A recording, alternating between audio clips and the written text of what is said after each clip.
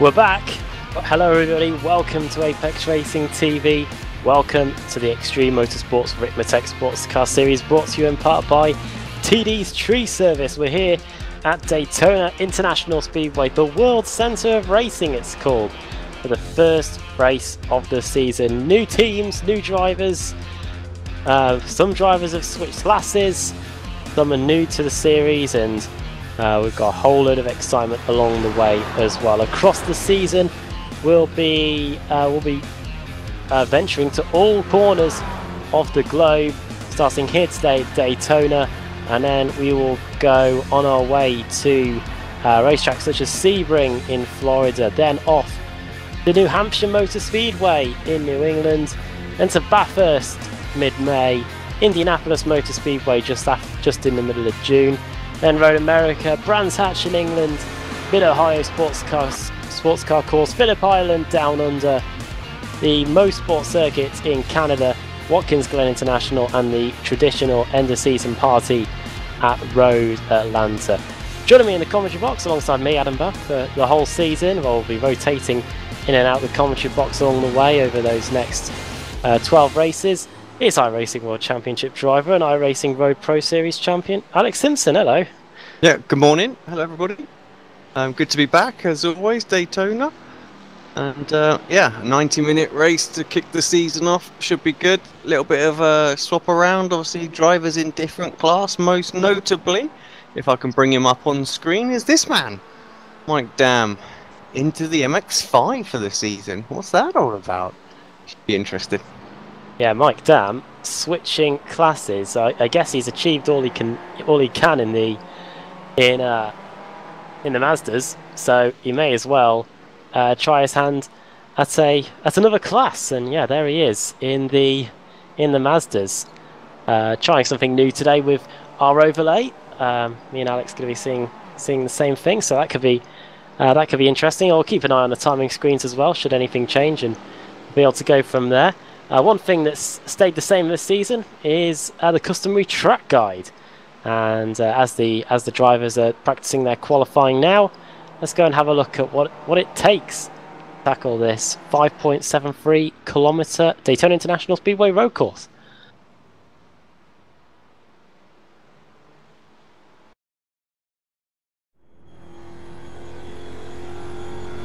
Welcome viewers to Daytona International Speedway, here to do the track guide lap for you in the Mustang FR500 at this 3.56 mile road course here at Daytona.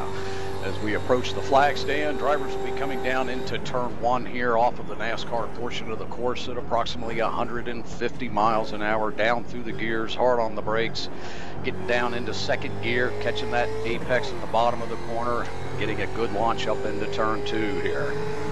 Drivers will next be approaching turn 3, International Horseshoe. This is another very slow, tight apex. Got to get that car to rotate, late apex on entry, get a nice wide exit up through the gears, get that speed to head down to turn 4. Short shoot here is pretty fast through turn 4. Drivers will probably keep that pedal to the floor coming around here, and also looking for some overtaking opportunity down into West Horseshoe. Another late apex corner down into second gear. Let that car rotate. Make sure you get it down to the bottom on exit so you can get a nice fast launch up into one of the most critical turns on the track in my mind, turn 6. Down into second gear, you can see that it's an off camber at apex and exit. Got to be very careful with that throttle, but you do want to get that speed up for the high bankings. One of the unique things about Daytona that makes it so different from other road courses around the world is the high-speed banks and long straightaways.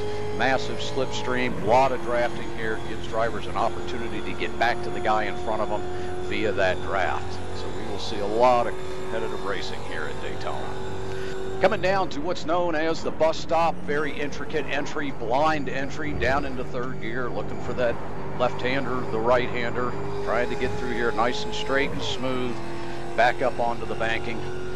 That's a critical turn that can dictate how your race ends. A lot of passes take place at the end of a race coming through NASCAR 3 and 4 banking here.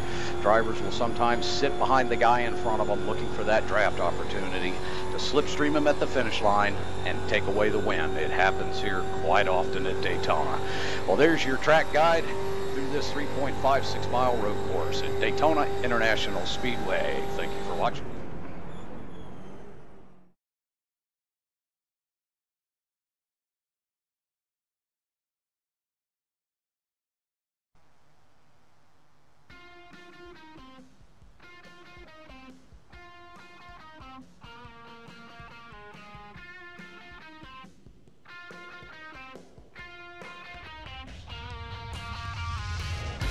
Thanks as always to the guys over at Ricmotech for sourcing out that track guide, and here we are down on the grid getting set for the opening race of the season, and time to run you through the first grid of the season as the cars form up on the back straight here at Daytona International Speedway. Stephen Thomas starts on the pole position. He's got his brother racing in the field as well today, Nathan Thomas, driving in the Mustang. We'll see him as we run further down the order. Kevin Ford starting in second. Is this going to be the season where Kevin finally gets that title? Travis Davis, TD's Tree Service, of course, back in the series. He's starting third, with Tyler Schiffler starting in fourth. A double T in on the second row of the grid. Then it's Clint Viger starting in fifth.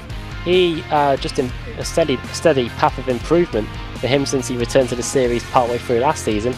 Then Leon Wright starting, then Jeff Jacobs starting in sixth. Leon Wright 7th, Russell Ruddock starting in 8th position, 9th for Mike Monaghan, 10th Matt Katila, Andrew Fawcett starting in 11th, 12th Michael Ruddock, as always, the two Ruddocks back again, Brandon Whitworth 13th, then Raymond Bader Jr. in 14th, Nathan Thomas, the brother of Stephen Thomas, starting in 15th, then Chad McDonald, Dave Warren, and Dave Warren, a new driver for this season as well, driving for the TD's Racing 2 team. Then Travis McGill at the back of the Mustangs. Rob Hartley starting on pole. Mike Dam second, hits the ground running then, as you can see the cars are rolling from the blimp. Then Giuseppe Iannucci starting in third, Jim List fourth, Dave Payton fifth, Joe Boyd sixth, Zachary Rubin seventh, then Pasquale Iannucci in eighth, Jordy Fike in ninth, Greg Mack 10th, Jeff Lovell in 11th, and Chris Torman 12th, Bobby Childs 13th, Mike Taylor 14th, Mike Key 15th, Eddie Sancinelli in 14th, and Jordan Walk in 15th place. 35 cars set to take part today, and with the new drivers we'll run you through them as the evening goes on. Hour and a half race with multiple strategies as well, and maybe the odd full course yellow to throw in as well. Right then, safety car into the pit lane. The field is in the hands of Stephen Thomas and the Ricmotech Sports Car Series. The Extreme Motorsports Ricmotech Sports Car Series is green at Daytona.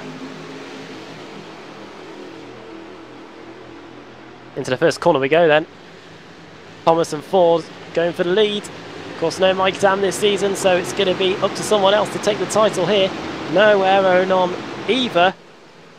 At least not for the first two race meetings. He's going to be back around 3. But good start from Stephen Thomas, Kevin Ford, and they go into the horseshoe for the first time, and the top 8 all being as you were. Here come the Mazdas then. Giuseppe Iannucci, Alex, is already getting in the middle of Mike Dam here as we get into the first corner. Yeah, good start from everybody, it would seem. No shenanigans on the first lap of the new season. Everybody being quite patient out there, which is good to see. Yeah, good starts from the likes of in the Mustangs anyway, from the likes of Ruddock and Katila, all getting a position. Travis McGill, 5 positions gained for him. Haven't got a note on him actually. I know he's new for the season, but haven't got anything on him in the notes. We have got 1, 2, 3, 4, 5, 6, 8 official new drivers. Maybe Travis McGill is back after a few seasons out, but we've got Dave Warren driving for the TD's Racing 2 team. Then Alex Caffard driving for the HJ Motorsports Mustang, and then Andrew Fawcett, we mentioned him, he's driving for HJ Motorsports as well. Got Nathan Thomas, Stephen Thomas's brother as well, so another one there, and then Greg Mack, Jordan Walk, Lovell and Charles, all of those racing in the Mazda category. But Stephen Thomas going through NASCAR Turn 3 for the first time, and we can see if Kevin Ford can close up to the back of him. It looks like he's doing so, Alex, as we come up a NASCAR Turn 4. Yeah, looks like he's got a good run here. I think we'll be looking for a move. Got a couple of drivers showing the wrong classes, so I'm just going to quickly sort those out. So, yeah, Adam, you might need to switch to your own mode just for the moment while I do that, because I lose a little bit of control when I do that. Sure. End of the opening lap then, it's Thomas that leads. He was feeling a bit of pressure there from Kevin Ford, but no way through yet for Kevin. Got a victory in Florida a few seasons back at Sebring, which is where we go for round 2. Did pretty well there, and hopefully he has the opportunity to get some practice in and make sure that he can be a fighting force for the championship this year. Obviously no aero nom till round 3. That puts him on the back foot in terms of his shot of getting a championship in the Mustang category. And this should be the opportunity for Thomas and Ford to pounce. What an opportunity for Travis Davis this is as well. Has been in the midfield or front to mid-pack for the last few seasons, but he is now up in 3rd position. The top 6 are all where they started. Then you've got the likes of Ruddock that have gained a place, Katila as well. Mike Ruddock gaining a position as well in the early going, so too Brandon Whitworth. Travis McGill is the big mover, 5 positions gained. Fantastic start from him. And also a big mover in the Mazda category, Giuseppe Iannucci as well. Started 5th in class and has gained 4 positions to get to the lead. So very happy there, Giuseppe Iannucci. And Mike Dam sits in 2nd place as well. So it's not been the start that Rob Hartley would have liked. And as those Mazdas go onto the banking themselves now, you can see it is all line astern. And if you're new to the Ricmotech Sports Car Series, no matter what track they go to, Alex, these Mazdas are going to be all with each other the whole season long. Yeah, exactly. They're going to just continue to swap throughout the meeting. Mike Dam goes to the lead for the first time this season. So dominant in the Mustang category. Now he's in the Mazdas, where it is so tightly congested there. You don't see too many huge winning margins in this category with the Mazda. Car 93, Mike Dam, another vehicle with the number 93, was doing pretty well last night at COTA in the MotoGP series, and Dam leads for about 30 seconds. Here come the baying pack behind him. Iannucci to the inside, car 555. Rob Hartley finding a way through as well, and the number 7, familiar face of Zachary Rubin, trying to go around the outside of Hartley going into turn 1. And Mike Dam, in the blinking of an eye, goes from 1st down to 5th in class.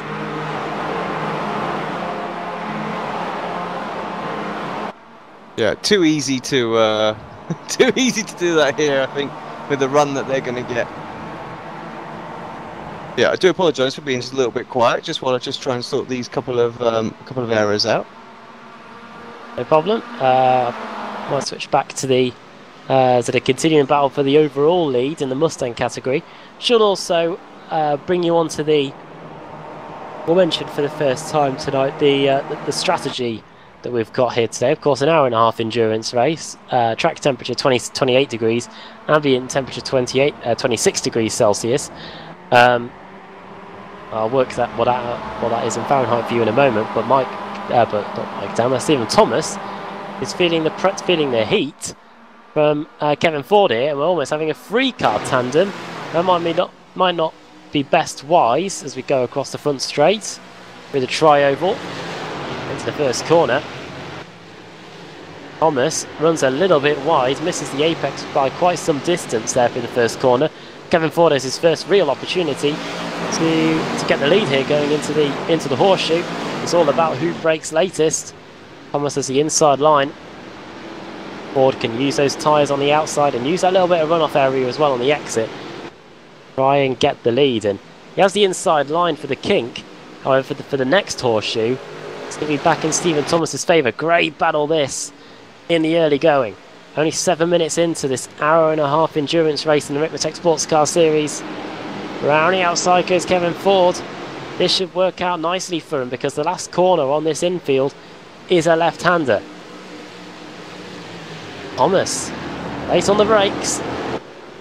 He's not going Fantastic to try and battle. take it around the outside. This is epic, isn't it? That's the thing with just the nature of sort of Daytona is you can have these great battles side by side for absolutely ages. And now here comes Travis Davis to fill the void. And now he's giving Kevin Ford a bump draft down the back straight. Also, we should mention that we're stewarding tonight. So, Yep. Best any behaviour, misbehaving? guys. We don't want any incidents. Yeah, it's a bit inconvenient for us if we're having to review incidents and judge a penalty. I better get the codes up in case I have to send any warning messages out. But look at this. Travis Davis all over the place here. Bump drafting Kevin Ford, who's now taken the lead. So it's like watching a Mazda pack. What are these guys up to?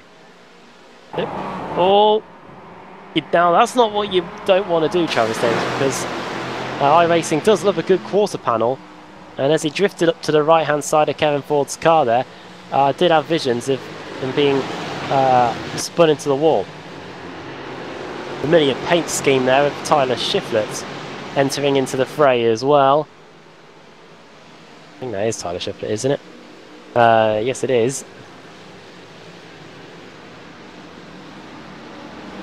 I'm not sure some of my trading paints have loaded properly. I'm going to have to restart that and see again. I feel like we might be missing some paints, so apologies for that. I think Tyler Shiflett's the one with the Ricky Bobby Cougar on the front, isn't it? Still? Right, yeah, it is, and I can see that as well. Got that. No sponsorship needed, of course, on that one. If for those who have seen the film before. Back to the Mazdas then. We've had a quick look at the Mustangs. Their battle continues. Looks like we've actually got a bit of slipstreaming in the Mustangs this season. But in the Mazdas, it is Giuseppe Iannucci down to second. It's Zachary Rubin that officially leads the lap as they go through the tri-oval. Oh, these cars fanning out going into the first corner. See a few Alex Simpson lines being taken there. Rob Hartley having to fend off Jim List with the Lee Deemer paint scheme, I'm going to call it. And up the inside of Jim List is David Payton. One person that you might notice that we don't have today is John Allen. Don't know whether it's just a temporary absence, but the king of the rolling the dice of the strategy, which did help him win here last season in the hour-and-a-half race. But Payton now trying to get back up the inside, or trying to hold it out around the outside.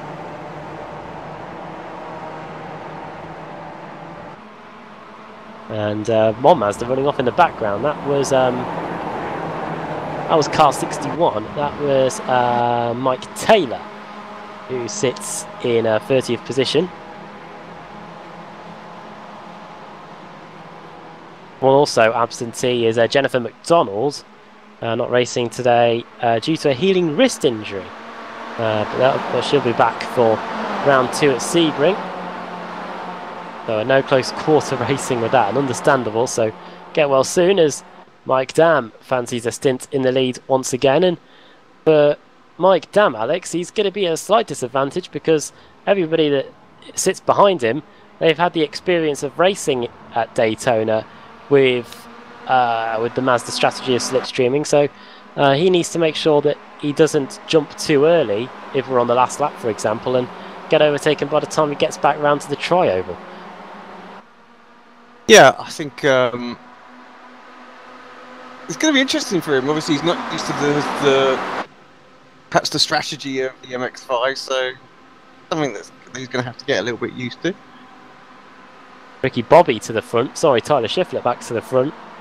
On lap 6 of the race.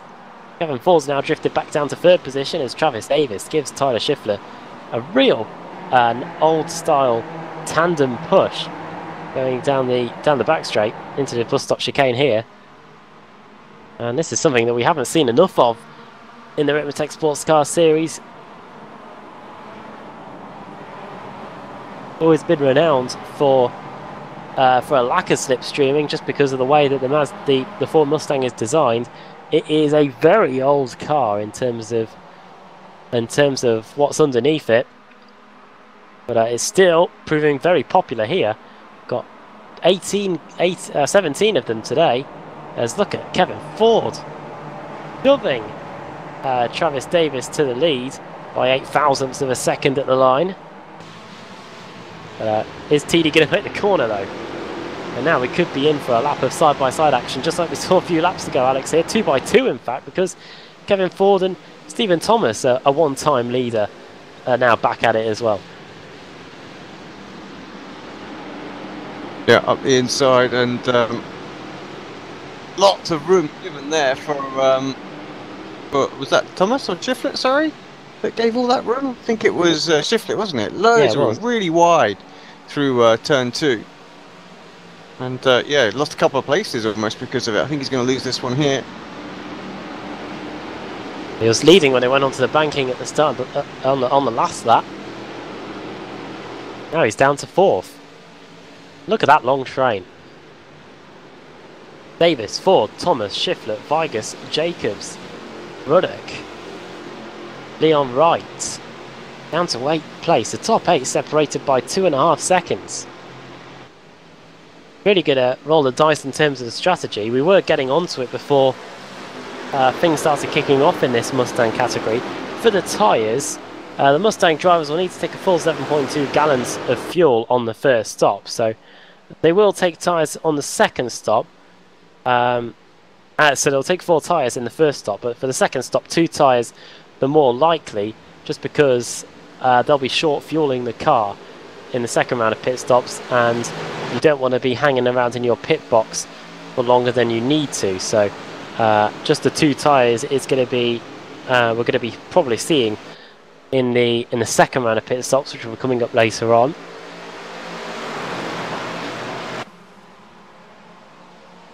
Right, I think I've got everybody in their right class right now. There seems to be something going on with the battle when we're on the class mode, so apologies for that. We'll try and get that right. Something for the developer to debug, I believe, so we'll see in the replay after this race. But yeah, I'm back, I think now, Adam, completely with you as well. Yeah, thank you for that. Well, I think this is our first race with the new overlay in the Ricmotech Sports Car Series. No, we've done a couple. We have done a couple, but of course it's constantly being developed, so the new features are being added all the time. And yeah, this was one of them as well. And it's so critical that you get the data right, the drivers in the right classes, or it really does throw things, does throw a spanner in the works, kind of thing. The scoring tower, you have the battle pack graphic as well, so you get to see what lap times the cars are doing at the end of each lap and who's gained the most positions as well. We've got an option for that. We have up on screen right now. There you go. So you can see big movers. Travis Davis, 2 positions gained. Big mover in the class anyway. In the Mustang class is Travis McGill. Something's happened to Chad McDonald. He has towed back to the pits. This is down at the International Horseshoe, and the car's already damaged by this point, so I wonder if something's happened at the first one. Getting a replay, yeah, he was crabbing already, running big time, so as he just pulled it up. Ran wide.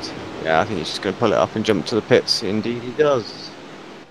In the Ricmotech Sports Car Series, you do not get a fast repair, so he's going to have to either sit and wait for the required amount of repairs to be done, or wait for some optionals to be done, I think, because yeah, you don't get a new car like in the World GT Championship that we had earlier. Right then, here come Davis and Ford again over the line. Davis at the lead by 68 thousandths of a second. Again, the top 7 separated by just under 2 seconds.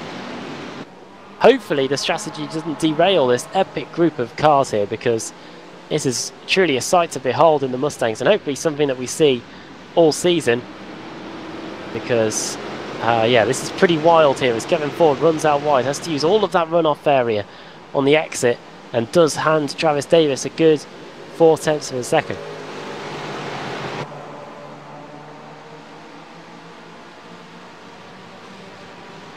to see Travis at the front, actually. We haven't seen him there for a while, so perhaps being able to get a bit more practice in for the start of this one. Always been a strong driver, and I know when we first started to cover the series, he was right up there, week in, week out, and yep. And I think with Dam not racing this series, it really blows this, the GS class wide open. And yeah, no aero Nom as well, obviously last season's champion. Not been able to make it this year, or this season, so really we're gonna be interesting to see who's gonna pick up the charge for this one. It says here that Nom's going to be back for round 3 of the season, but so these drivers now need to make hay while the sun shines, don't they? Exactly, yeah, get the points now, try and build a bit of a lead. Crazy battle in the Mazdas again, by the way, as they come over the line. Dam just about holding the lead. Iannucci nearly runs into the back of him, going for the first corner. Zachary Rubin also there, Pasquale Iannucci too. And pretty much the top 5, top 6, all separated by just a few tenths of a second here. As Andrew Woodhouse would say, all separated by 2. Cody. Ford lifting out of that as well. We had the chance to have a bit of a run, first bit of traffic that they're dealing with, but decided just to stay in at the moment, tucked up behind. Yeah, this is the part of the circuit where the traffic can really hinder you. Track's so narrow, got a concrete wall on the inside as well, separating the racetrack from the pit lane. And on the outside they go there. That is Bobby Childs. Oh, this is a fantastic battle for the front of this field, I have to say. Normally, like you said, this is what we're used to seeing with the MX-5s, with this great big snake of cars. So the Mustang's staying nice and close this time. I mean, the top 8 cars separated by 3.2 seconds right now. They were lapping the Mazda of Bobby Childs back then, driving the Friday Night's Racing number 88. I'm sure if Travis Davis finishes in this 3rd position, he's going to party like it's Friday night. Fortunately, it's just Monday night. Still a whole working week still to go. But right now, as Alex was saying, you've got the top 6 separated by around 3 seconds. It does seem to spread out once they go through the infield section, but once they get back onto the banking, it closes right up again. A reminder for you that there's not a incident limit where you get DQ'd, but there is an incident limit set by the stewards. 20 incidents for a 90-minute race, and a 17 incident limit for the 60-minute races that we'll be having for the majority of the season. And you will get points penalties if you go over that limit. So far, the driver that's picked up the most incidents, I can't tell you because I'm not an admin, so I can't even set penalties for drivers. So that might throw the stewarding out the window, I think. Yeah, that might be a problem. So it's a free for all basically. Hopefully the drivers didn't hear that, but yeah. Yeah, that could be interesting. Unless you're the only admin, Alex. Well, there's not much you can do really then. No, exactly. I would have to get rid of the overlay and look at the iRacing screen, which is the big subject of the broadcast here. So yeah, we might have a little problem. So let's hope for a really clean race. Otherwise, things will have to get looked at post-race. Can't even call a safety car either. So yeah, that could be interesting. An hour and 8 minutes to go then, so we're quickly approaching the half-hour mark here in this race. Wonder how it's going to go in terms of the strategy, because it's going to be 2 stops. In terms of the fuel, the Mustangs will get about 15 to 16 laps on a tank. We're on lap 10 of the race now, so expect them in within the next 5 laps. Same for the Mazdas as well, they'll get 15-16 laps on the tank. And they're expecting the full race distance for the Mazdas to be about 40 laps, or we're expecting about 44-45 for the Mustangs. So we're about a quarter of the way through the race here. As some of the Mazdas get laps. That's Jordan Walker. I hear a lot of tyre noise, and it's Clint Vigus. Clint Vigus, who was running in 5th position, has spun on the exit of NASCAR Turn 2. What happened here? Oh, I don't know what happened there, Alex. There was a Mazda up top, looking on the replay. Bit of aero taken off him or something. Very sure.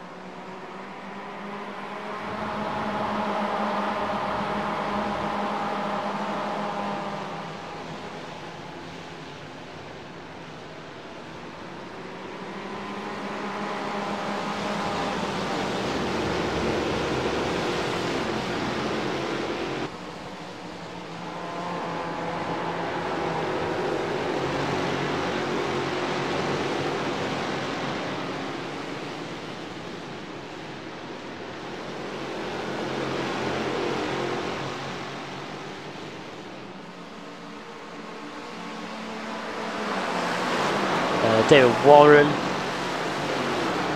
as well behind him, driving for TD's Racing 2 team in the open category as well. It was a coming together, Adam, and I think that's kind of what did it.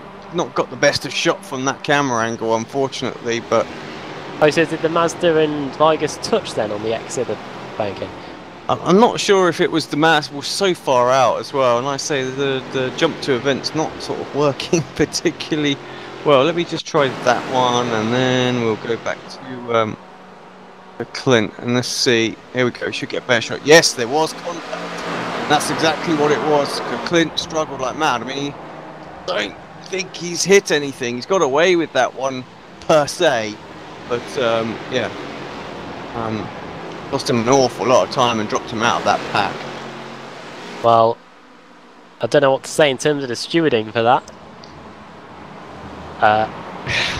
Well, you have to say you would put. I mean, the Mazda come down a bit quick, so you'd almost want to give him a bit of a warning for that, wouldn't you? Or perhaps even a, you know, a penalty. But I'm afraid our hands are tied. We can't do anything. So apologies for that. It's just a bit of an oversight.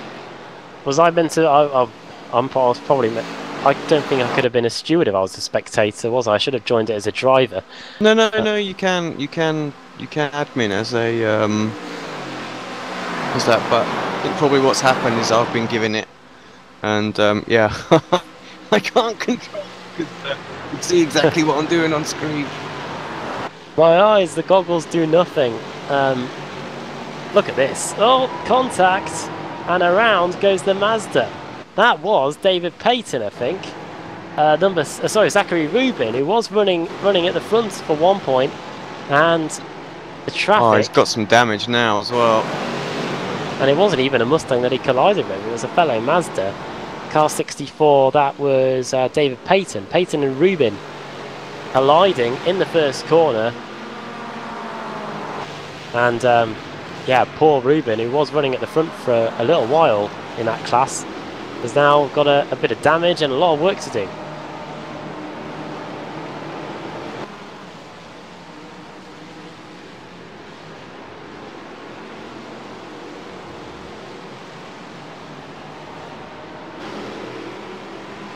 While they've been lapping the Mazdas, a bit of a gap has broken out at the front of the field as well in the Mustangs. 9/10 of a second has been gained between Travis Davis and Kevin Ford. So bit of a breakaway there now. Stephen Thomas is in third, just a few tenths of a second behind him, and Tyler Shiflett as well. These guys will probably all close up again as they come around the banking, only on the back stretch.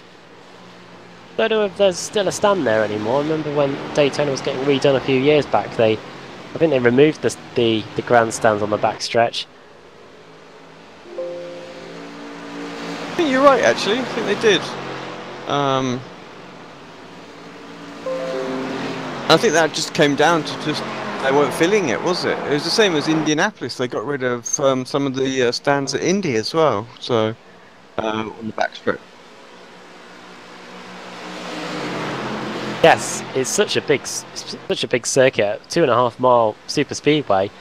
I think most fans would rather be on the front stretch. That's where the action is. That's where the money shot is, of course, in the Daytona 500 and the Indy 500 as well, for that matter. Michael Ruddock is dropping down the order. What's happened to Michael? He's sorry, it's a Monaghan, isn't it? I think there's in issues.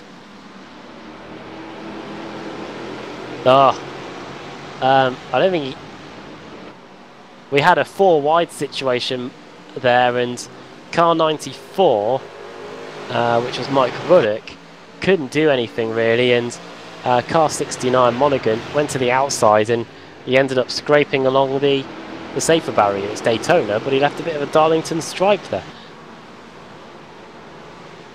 Quite amazing, all this track, and if we look at the mini-map now, where everybody is on the track, it's ridiculous. They're all in the same area, you know? It's just insane. There's hardly anybody on the oval section right now. It is crazy. I'm just looking at the battle where Monaghan, Whitworth and Monaghan, Ruddock, Vigas. Oh, Monaghan spins. Oh, nearly collects the Mazda there of Got some damage there as well. 09 Geordie Fike. Yeah, that's the damage to Monaghan when he was scraping along the wall on the front straight that he sustained there. But yeah, everyone on the same bit of track at the same time here. As Kevin Ford's closed the gap down on TD Travis Davis. Heard some sort of collision. It almost sounded like a motor went, maybe. Oh, did we hear an explosion? Yeah, exactly. So I don't quite know what that was about.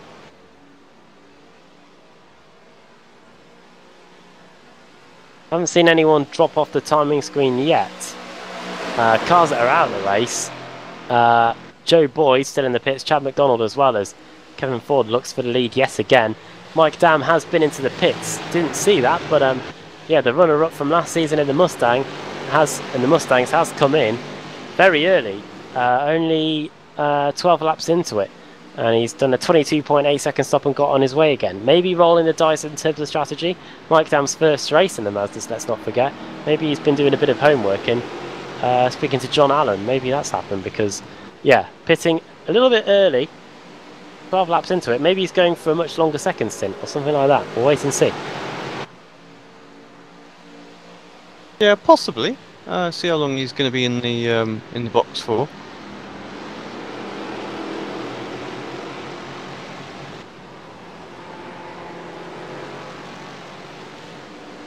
"22 seconds" implies that he did get the fuel in. And probably changed all the tyres as well.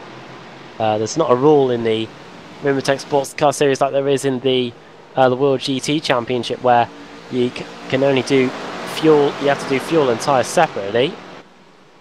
Car does get jacked up, and you can change the tyres and fuel. Definitely not the same breakneck speed that you see in Formula 1, but still done in a little bit of time, just a little bit slower than your standard NASCAR pit stop. Front four then, the Fab Four almost. Travis Davis, Kevin Ford, Stephen Thomas, Tyler Shiflett, 1.2 seconds between them. That front seven that we had earlier, due to the traffic, it's now become a front four now, and we are about 1 or 2 laps away from seeing pit stops here as they come off of NASCAR turn 4 now, past the pit lane. Look at the speed that Kevin Ford gets as diving into the pit lane goes Stephen Thomas. Hopefully he hit the speed limit, so does Tyler Shiflett as well. Oh, Ford closes right in then under braking. I thought for a moment there was going to be a bit of contact, but just about stayed out of it. Yeah, loads of people jumping in the pits now, we can see at the bottom of our screen. We'll have a look, see what if any of them are substantially quicker actually in the box. So what you've got is you've got the pit lane time right next to the initials, and then the pit where it's saying pit right now, that will display a number which is the stationary time. So that should give us an indication if there's a difference between perhaps taking tyres, not taking tyres, or the amount of fuel that they're having. So yeah, 22 seconds there, so 24 right there. What's going on out there? Drivers away very quickly as well. Come out of the box. It's the one thing with Daytona though. Once you're done in the pit lane, you're towards the front. You're out of the pit lane zone straight away.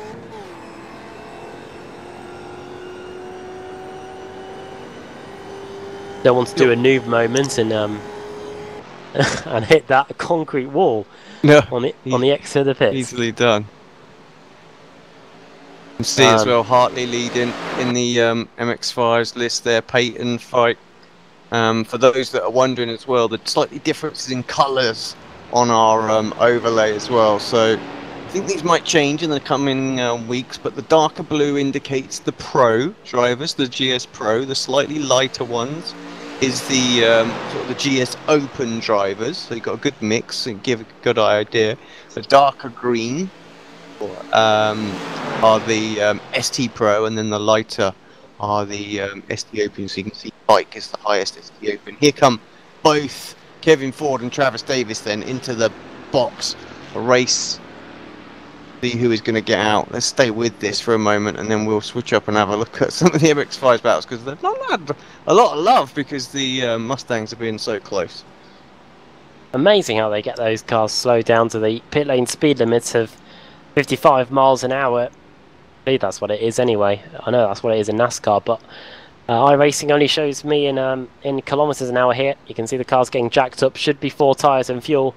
We'll likely see 2 tyres later on in the race when it's the second round of pit stops. You can also see in Clint Vigas, also in Leon Wright, also in Russell Ruddock.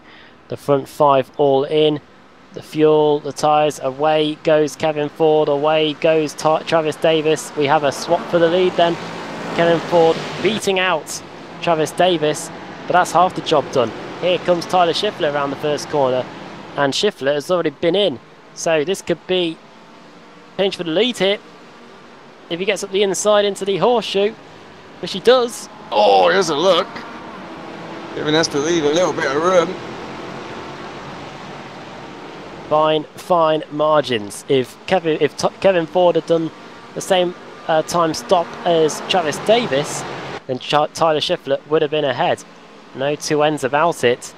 It was the quality of the pit stop that has got Kevin Ford the effective race lead, and what has really hampered Travis Davis, Alex, because not only is he behind Kevin Ford now, but he's behind Tyler Schiffler and he's behind Stephen Thomas as well. But I don't think you'll be too worried. Oh, as Thomas takes evasive action on the braking.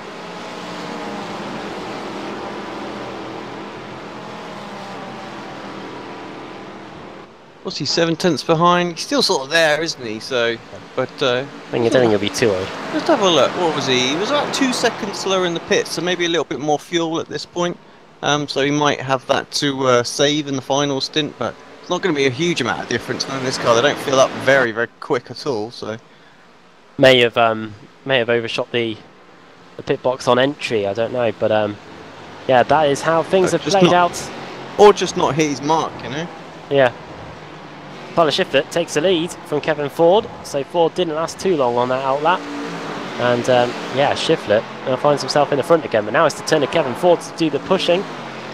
Maybe Ford prefers to be the hunter rather than the hunted. I don't really know. The MX-5s have broken away. I was like, oh yeah, let's jump and look at some of the MX-5 battles, but they're really separated apart. It's so unusual.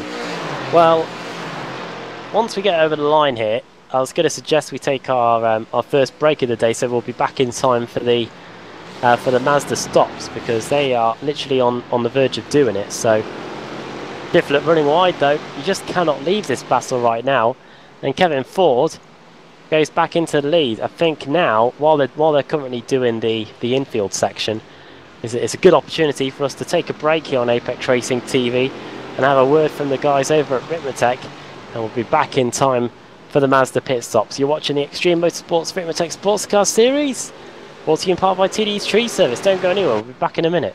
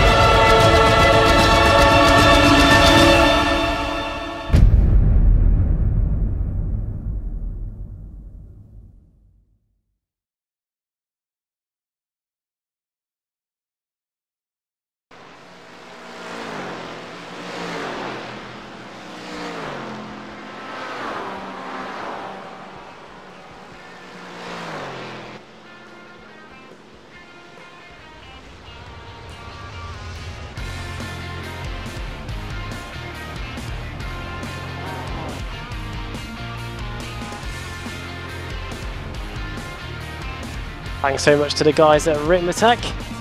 And we're back here in the Ricmotech Sports Car Series. 18 laps in, and we're looking at Jim List in the Mazda MX-5 class. He currently sits in second position in class, while the pit stops are taking place. Hartley and List yet to stop. Quite a few other cars have been in. One driver that was in very early is Mike Damon. He's now scything his way through the field while everybody else comes in and makes their pit stops. But we'll wait and see, Alex, once Hartley and List come in, where Mike Dam will shape up as. Around the outside of Jim List goes the Mustang there of that looked like Clint Vigus. It was.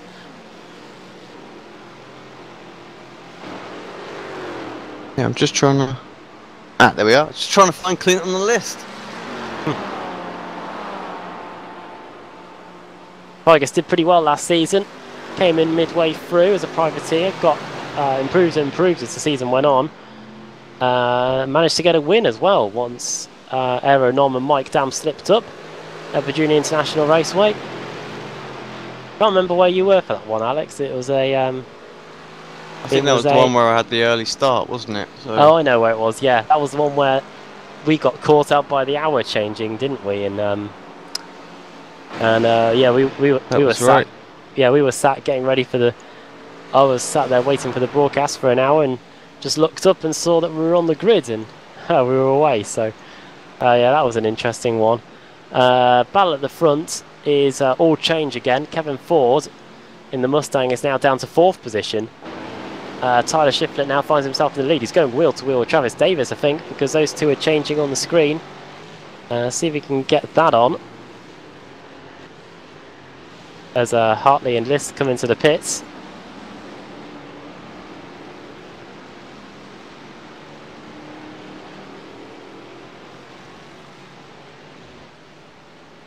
Hartley in.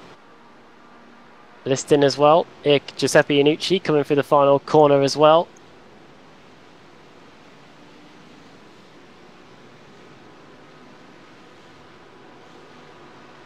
See if Iannucci can get ahead. Who's that behind him? That's Pasquale Iannucci. So the two Iannuccis battling it out here as they come across the line and into the first corner. Mike Dam's gone, Alex. Oh no. It's always this circuit, isn't it? It is always this circuit where Mike Dam seems to have the internet plague.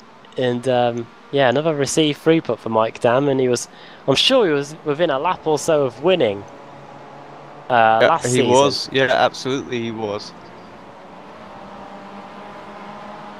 Quite remarkable. Well, that is a shame for him in his opening race in the Mazda category. He's going to be a few laps down, well, he's going to be a lap or so down when he rejoins the session, which he duly is doing at the moment. What a shame for him there. So what this all means is that now that the Mazda pit stops have cycled through, it's the two Iannuccis that lead the way. Another driver, Pasquale Iannucci, switching to the Mazdas this year. See how he gets on there as well. That's why we've got the likes of Thomas and Shiflett and Davis all battling it out in front, because we got most of the quick guys in the most of the guys that were fighting at the front, I should say, last season, and now have now switched over to the Masters. Mustangs, though, Alex, they seem to be kicking off again. I know we haven't shown much of the MX-5s, but it is all action in the Mustangs. Stephen Thomas and Tyler Shiflett are now battling away with each other. In fact, those positions are changing right now as those two go at it in the battle for second position in the Mustangs. Look at this. Wheel-to-wheel stuff here. Shiflett up the inside, going into the hairpin. Behind them we've got Kevin Ford as well and Travis Davis, seeing a window of opportunity to break away here as we're about to reach the halfway mark in this one. And we've still got a cycle of pit stop still to go here as we go back onto the banking. Yeah, who's that just jumped on into the pits? Actually, I think it's Andrew Fawcett in, so just been in a few times actually, isn't he? So no, just the once so far. So, but yeah, way back there. Yeah, Fawcett. Yeah, this is just intrigued to see how this is going to play out, actually. So, normally the first stop sort of breaks this pack up a little bit, but it hasn't at all this time. I mean, we have lost a few people. We were at eight strong, but it was more the traffic that sort of broke them apart, wasn't it, in that first stint? So, all still right with each other. If we're still like this after the second round of pit stops, we've got a monumental finish on our hands, I think. Shades of maybe even Cota or something like that from previous seasons, because these guys are so close to come across the line. They're having to split some Mazdas here. Credit to those guys for not moving about and causing a massive crash.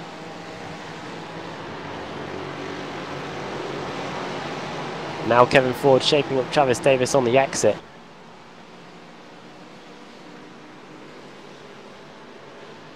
The horseshoe we go.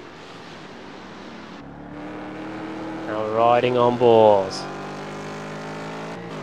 Mike Dam putting in the chat. The sick of iRacing killing my races with the Q-bar. Yeah, it's not good when that happens. I've had S-bar issues before. That's the one where the car disappears and reappears somewhere else. Did a whole week of plonk plan practice for the car to reappear upside down on the opening lap, hanging from the banking, which amused me and amused Andrew Woodhouse, who was there at the time.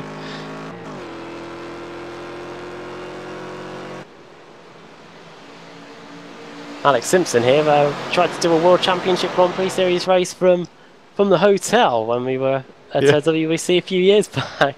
Yeah, that was interesting, wasn't it? I did go to morph through people at the start and all sorts of things. With my mobile, trying to supply the signal. Potato internet. Maybe that's what Maciek Sakovic had earlier. Yeah, quite possibly. Because it was kind of similar thing that happened, you know, to me. I really couldn't see anyone. So. Oh yeah, did you go through Dave Christie's car on Thursday? A few weeks no, back I did. Yeah, I did straight through. I don't know what that was about as well. So. Well, there was an edit that was made on the BSR group that brought some great laughter. Looking here at Giuseppe Iannucci and Pasquale Iannucci again. It's almost as if roles reversed. Maybe the reason why we had such a lack of slipstreaming is because of the drivers. The moment Mike Dam, Aero Nom and Iannucci all vanish, we seem to get the slipstreaming back again in the Mustangs, and a lack of pack racing in the Mazdas. Don't know. That's just me. That's just me stirring the pot. But here comes Giuseppe Iannucci to the outside of, I'm guessing, brother. I know the Ruddocks are a father and son, I think. Yeah, these guys are brothers, I believe. And yeah, I'm sure there's no love lost. So, as yeah, change position there. So, Zippy to the front. And I had to put the short names on the overlay as well, just so that on the on the stand, so we can see on the tower, so we can see who's who. Unfortunately, it's not something that we can do on the battle section, so it just looks like they're fighting amongst themselves out there. Oh, well, does it say Iannucci v Iannucci? It does, yes, exactly. Right now, there's not a lot to separate them, mind you. Wonder if this could close back up again when we get to the end. Just having a look at their pit stop times, actually, they were... Well, to put in comparison, Hartley enlisted 31 and 32 seconds in the pit stops. The two Iannucci's did 24 and 25 seconds. Guessing either shorter fuel... Yeah, much shorter. Or only 2 tyres only, but yeah, I'm guessing... Total pit stop time was about 6 seconds shorter than Hartley as well. So Hartley's back to, what, about 2 seconds behind these guys? 2.5 behind Giuseppe at this point, so they're closing in. And I actually think that's why they're kind of working together here a little bit down the straights, just to sort of push. See if they can't actually break away a little bit from Hartley. They're knowing that they'll... that strategy's going to... that Hartley's got there will have a much shorter stop in the second stop. which I have to say, because of the few technical gremlins that we've had tonight, I've not got a live sort of play counter on the time, so I have to kill that off the screen because it was displaying wrong, where I had to reset the overlay. Surely I'm in your hands with it. Thanks to the thanks to that. Surely it can't be, the clock can't be as bad as F1 2015 in multiplayer, where it would say your opponents were about a few million years behind you when about 1 or 2 seconds. That's a good rage video to watch of back in the old days of X-G. Looking back here again at the Mustang battle. Then we've got Travis Davis leading. I'm sure he's loving life at the moment. On for his first, I think he's on for a first win since we started broadcasting the series about 15-16 months ago now. Stephen Thomas sits in second, what he'd do for a win as well. And Tyler Shiflett in third. He's yet to win a race too since we started broadcasting the series. And Kevin Ford in fourth. Last win was back at Sebring. Don't think it was last season. I think it was the season before that. Here's Clint Vigus as well. He's under pressure. No, he's the one doing the attacking, isn't he? On car 77. That's Leon Wright. Great move at the inside into the bus stop chicane. And just behind them is car 37, Matthew Katila, who's gained 2 positions since the start of the race. So a nice 3-car scrap unfolding here. And Vigus, after that spin on the exit of NASCAR Turn 2, Alex, is probably a man on a mission. He wants to get some of these places back, and he's already got one of them. He's up to 6th. Yeah, lapping well. I mean, 2:03.3 for the last time, so that's actually quicker than what the leaders are running at the moment. He's got a long way to catch up. He's about, what, 15 seconds behind at this point, so, but you never know. Oh my word, look at that. As, yeah, they couldn't get much closer across the line there, could they? Not really, no. Look at it. Who was that on the outside? That looked like Katila. Sorry, right. There's Katila in the yellow one, in the yellow Mustang up the inside. Flying up the inside goes Katila. Sorry, right on Katila, there we go. When they're that close together, it is quite awkward to figure out who's who, you know. So there's a few new liveries out there as well. So yeah, Leon Wright in the raisin livery. Fancy yourself a CPU? Good name, dig. Which one do I have? I believe you're an Intel man. Yeah. Dun, dun, dun, dun. For anyone who wonders, though, I built Adam's PC, so that's why he's asking me. It's not just a random question like, you know, how's he meant to know? So David Payton and Jim List very close together? Yeah, indeed they are, yeah. They're just going through NASCAR Turn 3 and Turn 4 now. Have you got are you an AMD man, Alex? No, Intel all the way from me as well, I'm afraid. So many out there going woo. Right, I'm sure there's a few. Yeah. Oh, we've had a change for the lead in the Mustangs, by the way. Thomas has just overtaken Travis Davis, while Payton and List battle it out. See if we can get that back on replay. Yep, here we go. We're looking at the replay now. Looks like Davis on the outside of NASCAR Turn 3. Looks like he's had enough. He drops into 2nd position.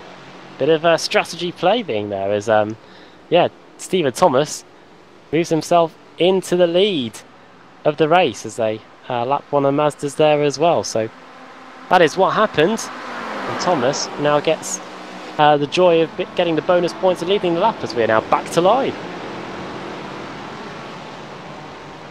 Yeah, crazy how close this battle has been all race long. A few little individual battles popping up now as well. So there's that one that we were looking at earlier with Wright and Katila, and slowly but surely Hartley's working his way up towards the Iannucci brothers, David Payton, Jim List. Then you've got Ruben and Fike, just quite close. That's writing this sort of battle that we're looking at right now as well. So, as Ruben tries to go around the outside of Fike, will he get the draft off of the Mustangs to help finish that off? I don't think he's going to need it, mind you. And who have they got behind him? They've got Greg Mack behind them as well. Oh yeah, Greg Mack behind in the 2+ Motorsports Open Division class. They were looking at the amount of cars that we've got in the Open Division this year, and both in the Mustang and the Mazdas. It's going to be a championship watch. A few dwindling numbers in recent seasons, but that category is definitely going to be one to keep an eye on. We'll run you through the championship standings at the beginning of each broadcast when we get going, 15 minutes before the green light goes on. And yeah, make sure that we keep you up to date with that then. Like Zachary Rubin, the Geordie Fike. Look at the Masters tossing about here as they come off off a NASCAR turn 4. Great action today in the Ricmotech SCS Series, the opening race of the season. We stay in Florida next week and we go to Sebring. I love it. Sebring, fantastic circuit. So, just what the doctor ordered. In the UK this week, we've had weather to rival Florida, I think. Back to normal here now, though. Anyway, at least in Manchester. Anyway, giving away that we're not in Daytona, Daytona Beach, Florida. Probably knew that anyway. We're not the other side, which pretends that this is full-on realism, real life. Yeah. Right then, go through the second of the horseshoes. You can see some of the Mustangs are starting to encroach on this Mazda battle, which seems to be increasing with the amount of cars that are involved in it. We've got Geordie Fike, we've got Zachary Rubin, we've got Greg Mack, and behind Greg Mack we've got Jeff Jacobs as well, who's just fighting his way through in the Mustangs. There he goes.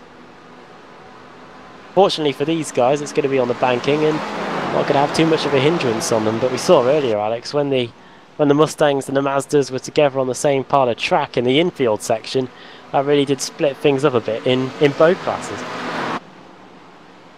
Yeah, and I think that's kind of what happens. You know, it's funny. You would expect here at Daytona, it really wouldn't, because it's so wide open, and you would think that they'd just be able to sort of slip by and not worry about it, carry on slipstreaming, but yeah, it's not the case. So Hartley has finally reached the slipstream of the brothers ahead. He is getting there, isn't he, Rob Hartley? He has now got a few Mustangs in between. That's the battle for the lead in the overall class, by the way. That's still going on. So this is definitely a good part of the circuit to be watching the action. I'm sure on the mini map there's a whole load of cars all in together here. Thomas up the inside of one of the Iannucci's, that's Pasquale Iannucci, of course, in the green. Now he's trying to get past Giuseppe as well. Just what we were talking about, saying on the infield section of the circuit, when the Mazdas and the Mustangs are together, it can really spread things apart. Davis will be eager to make sure that that Thomas can't get away here as they get on the brakes. Just got over half an hour to go as well, so we're not going to be too far away from the second round of pit stops soon. These guys are on their 12th lap of a 15-lap stint. Looking back again at Hartley. And he is almost there, isn't he? Well, he is there. Alex said that he's in the slipstream now. Probably was in the slipstream when he was around 1.2, 1.3 seconds behind. It is that strong in this car. But one thing that he hasn't bargained on was how quickly Giuseppe Iannucci broke away, and yeah, now is a good about a second, I'd say, or so over Pasquale Iannucci in second in class, and Hartley in third. Yeah, I'm just trying to see now if Hartley's there, if he's having a bit of a lift or anything like that, trying to save some fuel. No lift coasting going on there. Oh, he runs in a bit hot and has to correct. He's going to lose a little bit of time off the exit of that, but yeah, so the top three all 9/10 of a second apart right now. What is this? The Mustang class? Yeah. No, it's just the Mazdas right now. To be fair, I think we'll probably see the Mazdas back to their usual best next week at Sebring. Peyton then versus Jim List, as into the pits come two of the Mustangs just in the background of that shot. That was Jeff Jacobs and Leon Wright. Yep. Yeah, we've also had one of the Roddocks. No? Thought for a moment. Yeah, just tricked the system. Yeah, both Ruddocks haven't been in yet for the second time. Anyway. Yeah, both continued. So Travis McGill has been in twice. I think the first one was for that unscheduled pit stop. Peyton and List fighting over 4th and 5th in the Mazda class. This is over 20th and 21st overall. This with the yellow, with the red lightning bolts on the bonnet of car, and Peyton with the blue, the grey, and the red. Maybe it's supposed to be white. The sunset conditions don't help. We look back from Jim List, making sure he doesn't go onto the apron. Be a disaster if he went down there. Of course, no overtaking below the yellow line as well. I don't know whether that applies in sports car racing on the Daytona International Speedway, but definitely won't be seeing it here. Doesn't look like David's too worried about trying to get closer. You'd think with the slipstream that he would have closed in a little bit more than that, but I think he's perhaps conserving.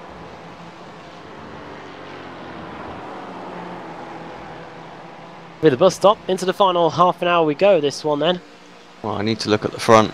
It's very tasty there. Oh, who's that diving in? That's Tyler Shiflett. Yeah, he's bailing out. He's into the pits. Leaves this front free to carry on. Thomas, Davis and Ford. This has been... Can't take your eyes off this battle, as into the pits comes Pasquale Iannucci, by the way, in the Mazdas. So the Mazda's in as well. I'll tell you the pit stops times for Shiflett and Katila once they come in. Those two are currently sat in their pit box.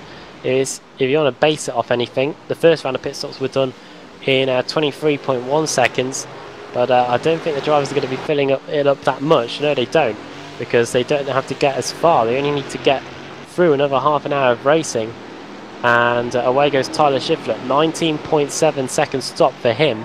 We'll see if that is bettered by any of these three that you're looking at now when they come into the pits, almost certainly on this current lap. And I don't know if you've got the session time there at all at the moment, Adam, sorry.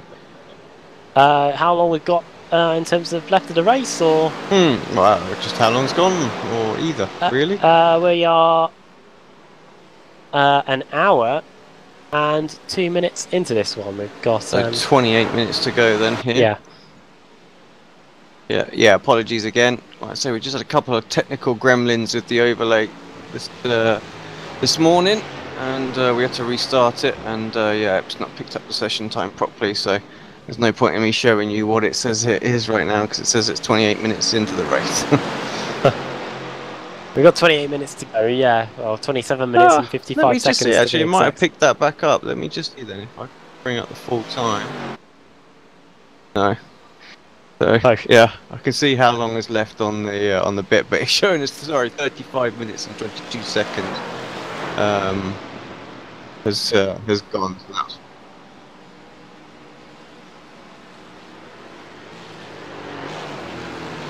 Roll the dice time then in the Mustangs. Into the pits comes Travis Davis and Kevin Ford. Last time we were in the pits, it was Davis entering first, Ford emerging ahead.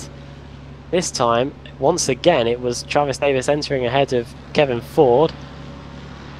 But who will be leaving ahead? You've got the pit lane cam there at the end of the pit lane. Kevin Ford second in the pit boxes because he was second on the grid. The pole sitter, away. Stephen Thomas, away and away. Once again, same as the first round of pit stops, it's Kevin Ford that emerges ahead of Travis Davis. Kevin Ford doing a 20.3 second stop. Travis Davis doing a 23.1. And ahead quite comfortably on Tyler Shiflett as well.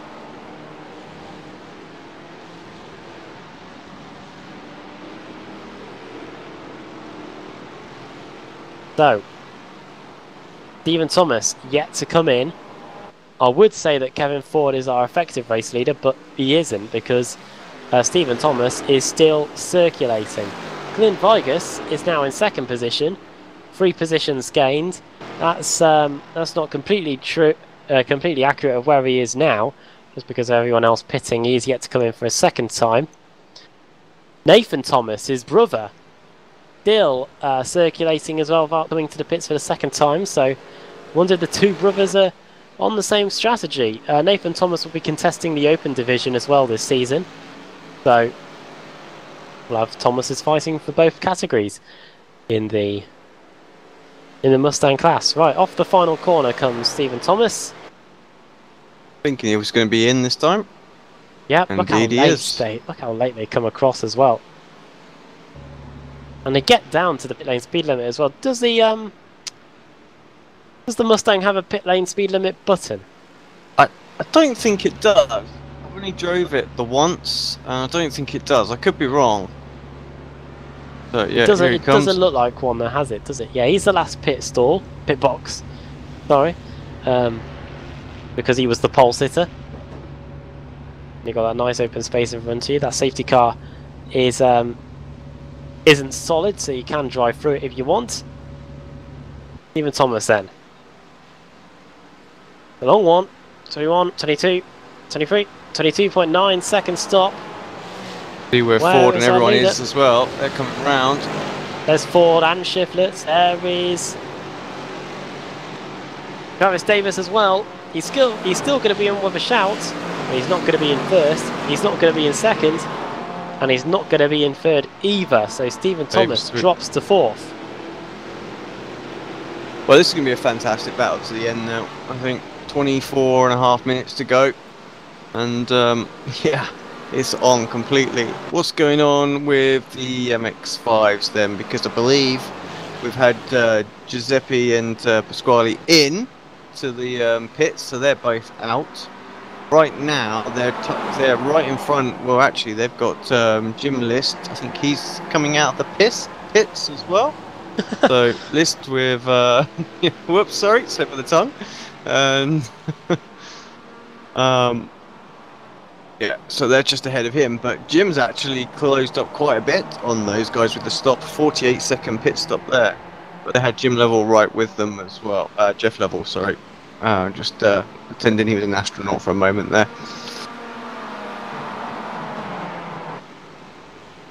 You're too young to know who that is. What did you call him then? Jim Lovell. Oh, yeah, over my head. Yeah, he was an astronaut. Yeah, my one of the Apollo ones. See, really old. I'm not sure. That's before my time as well. Yeah, my trip to the to RAF Cosford, which did have a bit of stuff about space in it from about 5 or 6 years ago with school, is I think completely left my memory now. So I think the only thing I can remember about space travel back then was a Sputnik. But Hartley's in. Hartley's in. One person who's definitely not going as fast as a satellite, out of control. Queen Lyrics now. Is Rob Hartley. The Mazda is in, and we'll see where he comes out in relation to the 2 Iannucci's. 25-second stop was done by Giuseppe, and he has just come out of the full stop chicane now, along with his brother Pasquale and 2 Mazdas behind him as well. So Hartley, 14.5 second stop, insanely quick. That is definitely the quickest pit stops we've seen today in the Mazdas. He knows something we don't, and he's away. Yeah, I put on the map where Giuseppe was, sorry, to give you an idea. But you can see that they're not even at the start-finish line yet, so he's absolutely decimated them, really. Well then, I don't know if he took tyres or not. That's one thing we don't know. But in terms of the fuel, he's absolutely nailed it. Well, the judge of that will be whether he can make it home. But in terms of getting himself with the biggest margin and with the biggest distance on track, he has definitely paid. That has definitely paid off for him. Cars that are yet to come in the masterclass. We've got Chris Torman still circulating. So too Dave Payton. They are on their 13th and 14th laps of their stint respectively. Everybody in the Mustangs has come in. It's now Kevin Ford leading with 21 minutes to go. Then it's Tyler Shiflett. You can see how close they are there as they come through NASCAR Turn 3 and NASCAR Turn 4. Then it's Travis Davis in third and Stephen Thomas in fourth for Shiflett. Lines up Ford for an overtake. A bit of bump drafting as they head down through the tri-oval here. Over the line now. Got lap 34. Ford does open the door. But Shiflett fought and decided not to go against it. But here comes Thomas. He's starting to think about a move here as he lines up Travis Davis. Going into the hairpin, but Davis holding on. Taking into the box as well from what was the lead in the buys. Drop down. Indeed, yes, Payton in. Now, if he does a similar stop to Hartley, he too could emerge in a pretty promising position. Torman goes through. And Hartley goes through into effective second place. Still in the box is Payton though, so he's got a way to go down that pit lane, quite slow.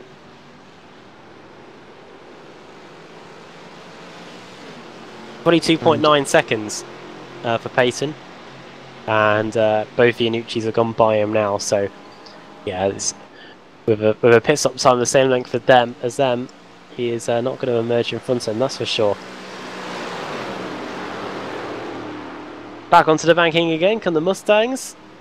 Just over a quarter of an hour to go here to decide the winner of the opening race of the season. Hour and a half long endurance race. Now we're riding on board with Tyler Shiflett. Bit of understeer there going through the middle of the bus stop chicane. Just to see how the car moves over the curbs there as well. It's easy to lose some balance and lose the car and put it in the wall there. Closure speed fairly decent once the car winds up.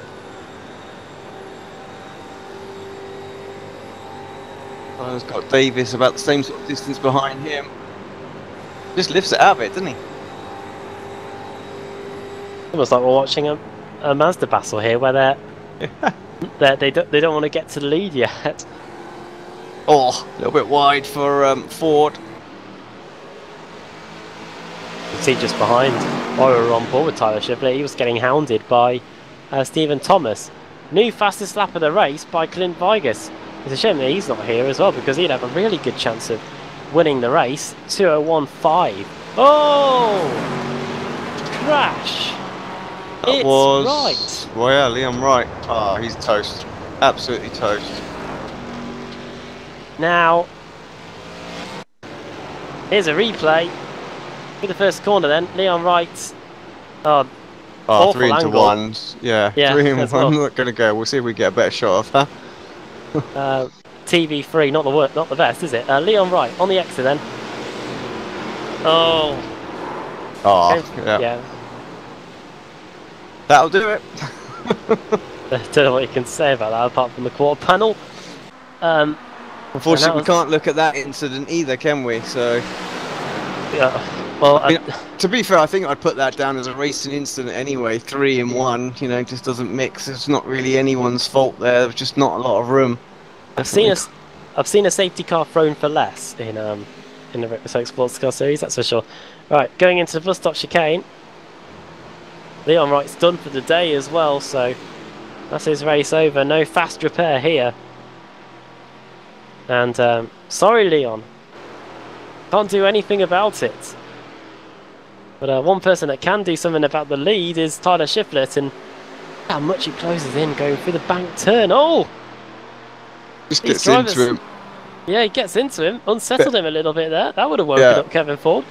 Yeah, the bump drafting's fine, isn't it? Until you do get just not quite central and the car wobbles around in front of you. It's so easy. I mean, we've experienced that ourselves, haven't we, Adam? Put us out of Le Mans, basically. Oh, Someone's tried to do that down the Mulsanne. the day was already going pretty badly. I'd crashed the car. The straight line speed wasn't terrible, but yeah, it did really hinder us after that big one. Fortunately, I was in bed for that one, but stuff of nightmares. As here come the leaders through the infield section again. 16 minutes to go. Going forward. Carla Shiplet, Travis Davis, Stephen Thomas. Tell you what, while these guys are on the infield, we'll take our second commercial break, the shorter of the two. And we'll be back here on Apex Racing TV for the concluding part of round one of the Ricmotech Sports Car Series.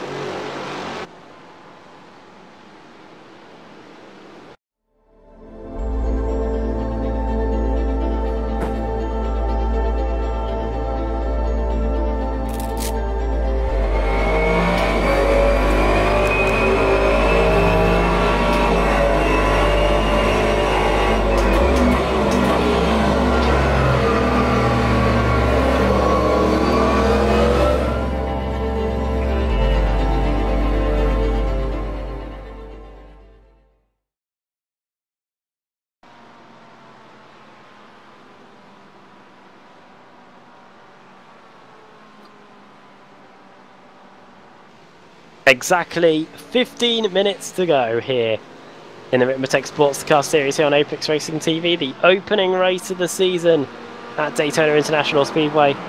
Adam Baff and iRacing World Championship driver, Road Pro Series winner Alex Simpson, World Championship driver as well, BSRTC driver.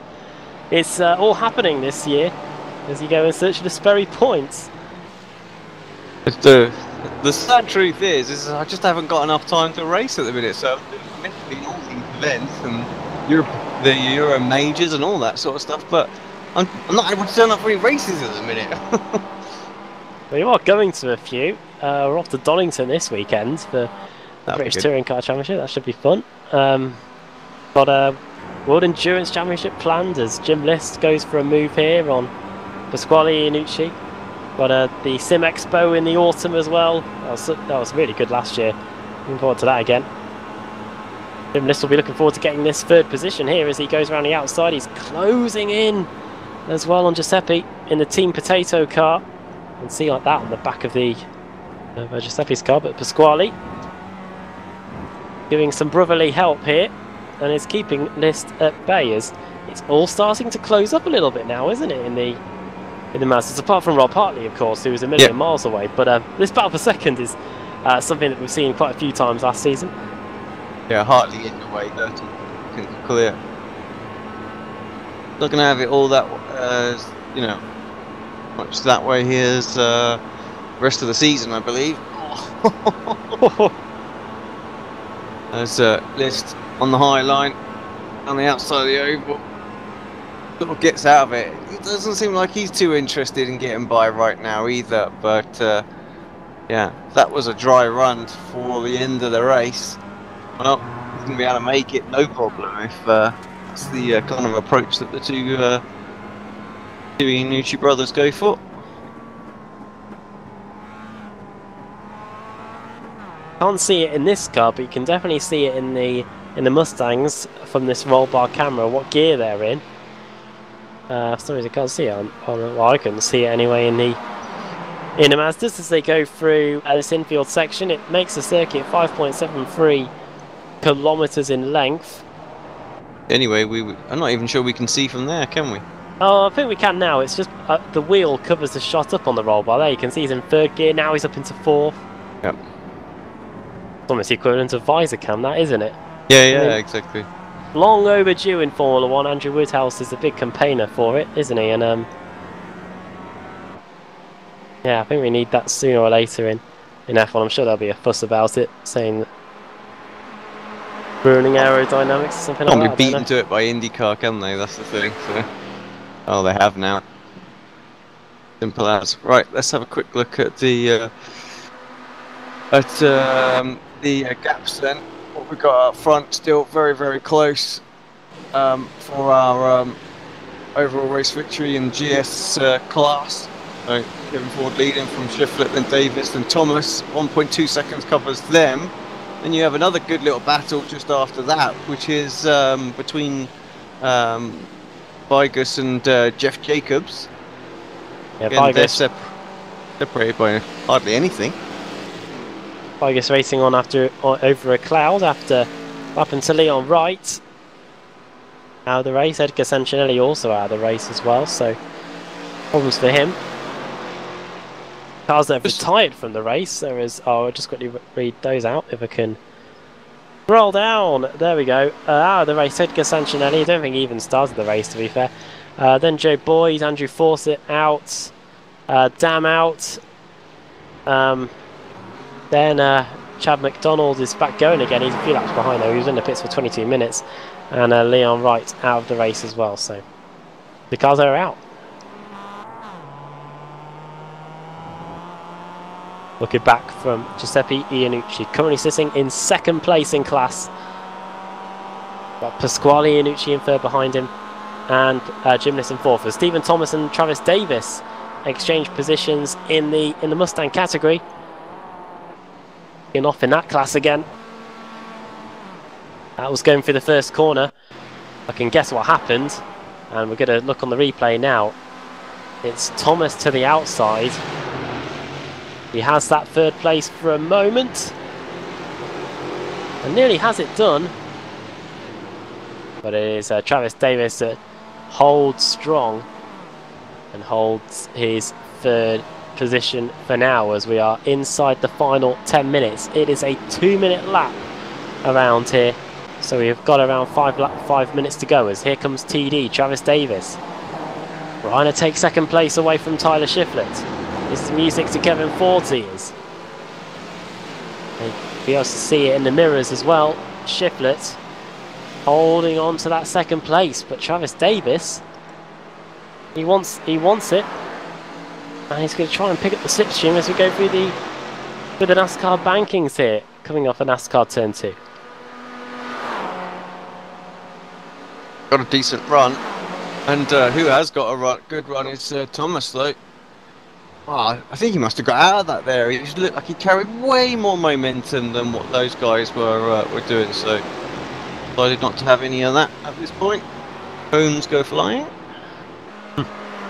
or a cone anyway. There's a few more cones than usual here since we were last here. Look at that. That's them lapping Zachary Rubin. That was close, wasn't it? Very close. I'm not sure Rubin wanted it to have been that close. Yeah, Rubin's race was a bit ruined earlier on when there was contact with another Mazda. That was Rubin and Peyton, wasn't it, that collided earlier? Over the line onto lap 40 of the race now. 8.5 minutes to go. Look at this.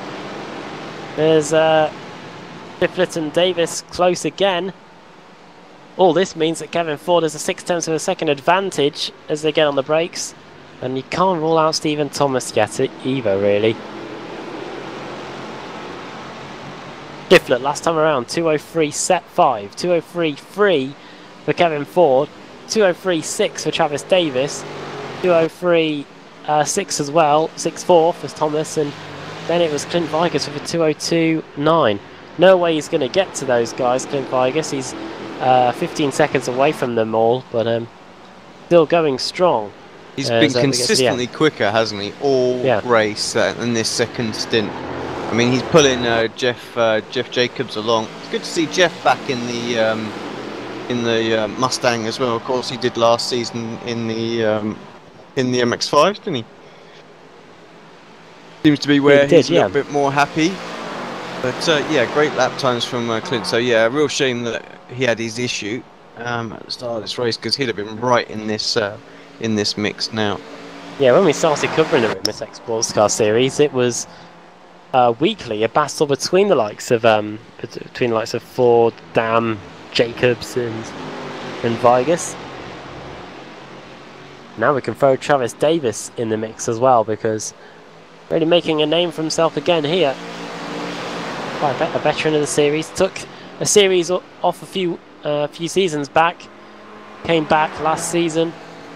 Looks pretty good, and looks like he's improved on that this season. Hopefully he can continue it for the rest of the season, and who knows, maybe could be in with a chance of a championship as he bump traps Tyler Shiflett down the front straight. 6 minutes to go. It's a 2 minute and 3 second lap, so we're about 3 laps away from the end here. And you could, oh, look at Ford, he's off. Oh dear. Surely that's cost him. Shiflett. Oh, he has a little look, but Ford defends the inside he needed to. And now Shiflett wide, extremely wide. Surely he's going to lose the place to Davis there. And Thomas. Slipscrew. So from attack to, well, it's not even defence. He hasn't been able to defend it at all. All the way down into fourth. Going to have his work carried out in the next few minutes to try and get back towards the front. He was in prime position in second place. And just like that, one driver attempts a move and he pays as a result. On board Travis Davis. Through the last part of the infield section, the fuel light is on in the bottom left-hand corner. It shows that these drivers fuel their cars to the limit, and I'm hoping that fuel light isn't on earlier than anticipated, because he's still got 5 more minutes to go here. Yeah, let's hope not. I don't know if we go on the cockpit cam where we can see how much fuel he's precisely got left. I know we can see what gear he's in. No, you can see the fuel number is 00, so yeah.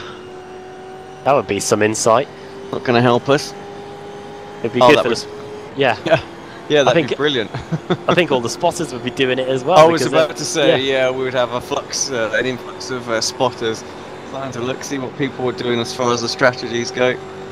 Look at this. No intentions of overtaking, has he, Davis? He's just streaming there. So exactly like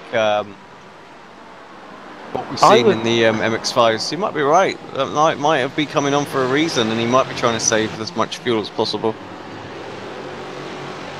Yeah, if I didn't have a worry about fuel, I'd be trying all sorts, just practicing for a final lap move, whether it's possible to have a drag race to the line and you come out on top. I don't know, but yeah, it is quickly becoming these three that are now going to be fighting it out for the win. Tyler Shiflett, he had his one chance, and it's slipping away.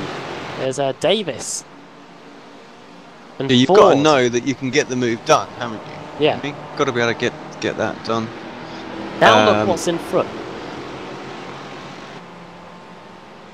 Oh wow. Yep, as we just quickly focus on that. So that's the battle for second place in the MX-5s, the ST class, as has often happened here on Apex Racing TV where we've covered the Ricmotech series, is that yeah, they're side by side in the background there as well. Yeah, Davis and yeah, the leaders all come together. Davis has got the lead. So that was on the exit of the infield section. Now how's this going to go? Stay out of the way, guys. Oof. Pasquale almost stuck to the inside there as we went into the... Oh, Davis up the inside. Nearly got it done. Now Davis is going to do the attacking again. That was bad news for Tyler Shiflett. He didn't make it past the MX-5s. No. So he's going to almost have lost a draft here. So that goes to show how critical that running wide was for him. He'd have been in second place. He would not have had that to worry about. Now his chance for win may well be, well, scuppered.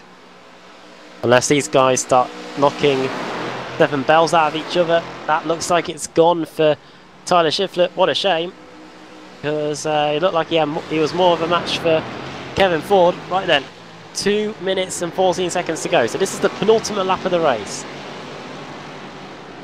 Davis, Ford, Thomas, all within a second of each other. Davis with a 2:03.3 on that last lap. 2:03.4 for Ford. 2:03.4 as well for Thomas. 2:03.7 for Shiflett. not completely out of the equation, but as Alex has mentioned, the slipstream in the Mustang is okay, it seems, here today. But I don't think it's going to be that far back enough for Shiflett to pick it up. We'll wait and see. You never know. Stranger things have happened. 1.06. I mean, he has closed up a little bit and got that time down to under a second as well. So might just get there, be able to get a run and do something in the final lap.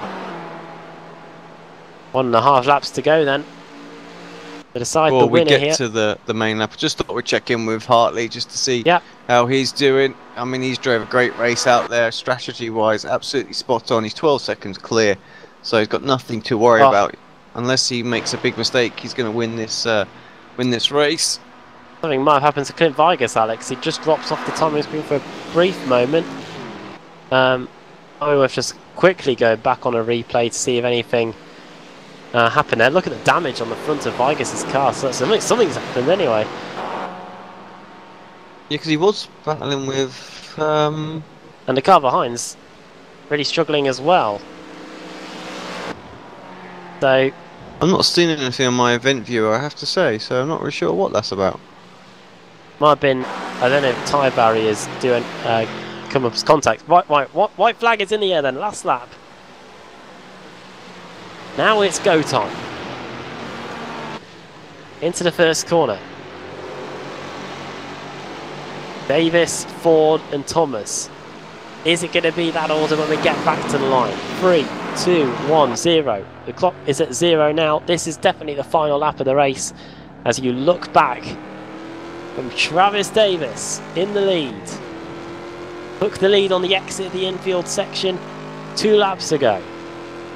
And has held it ever since. Has he got enough fuel to get to the end? Have all 3 of them got enough fuel in the tank to get to the end? We saw a situation here last season where cars were running out of fuel within meters of the line. Davis hasn't won a race in donkey's years. Kevin Ford last won a race 2 seasons ago at Sebring. Stephen Thomas, I think he won at I can't actually remember the last time he won a race either. Definitely didn't win one last season. Did he win here? Yeah, he won the opening race of last season, yes. It would be the one that I missed, wouldn't it? Can he get it here? Right, we're coming off a NASCAR turn 2. Coming up to a key overtaking point on the circuit, but I've just got a feeling that it's going to have to be a drag race to the line, I think, if Ford or Thomas want to win it. Into the bus stop. It's all going to be about getting a run on the exit. We go in. Oh, that was good. Great run by Kevin Ford. It's going to be tough, I think, for Travis Davis to keep him at bay here. It's all about when you go to the outside, though, because that is when the slipstream will stop. Kevin Ford goes now. It's going to be a straight run to the line. What a way to end the race. I think Evan Ford has got it, unless Travis Davis finds some sort of speed. He's not side drafting. Round 1 of the Ricmotech Sports Car Series does go to Kevin Ford with a last lap overtake. Last corner overtake. Second goes to Travis Davis, third Stephen Thomas. Rob Hartley is going to win the Mazda category at a kilter. But who's going to get second? It's going to be one of the 2 Iannucci's. No, it's not. It's no, going it's to not. be List is going to get it. List. Well, it was a 2 in 3 chance that it was going to be an Iannucci, but it was List that gets the second position. There's still going to be Pasquale Iannucci on the podium, of course, in the Mazdas. Here comes Zachary Rubin, and he's going to come across the line. But I don't think he's going to get there. No, he's not. I'll tell you what is close though. This one between Greg Mack. Yeah, and Jason Walk. Oh, John Walk, yeah. Over the line, it's going to be Greg Mack in his first race in the 2+ Motorsports number 2 car in the Open Division. That gets that position there. Norman has to settle there, and who else are we waiting on? I think we're waiting on Nathan Thomas, Stephen Thomas's brother, Mike Monaghan and Brandon Whitworth to come across the line here. Nathan Thomas in his first Ricmotech Sports Car Series race, going to get a top 10 finish. They'll be happy with that. Useful points for the open category as well. Mike Monaghan and Brandon Whitworth are the next two to come across the line here. Monaghan's done so, and Whitworth should be the last one to cross the line, and then we should have an official result.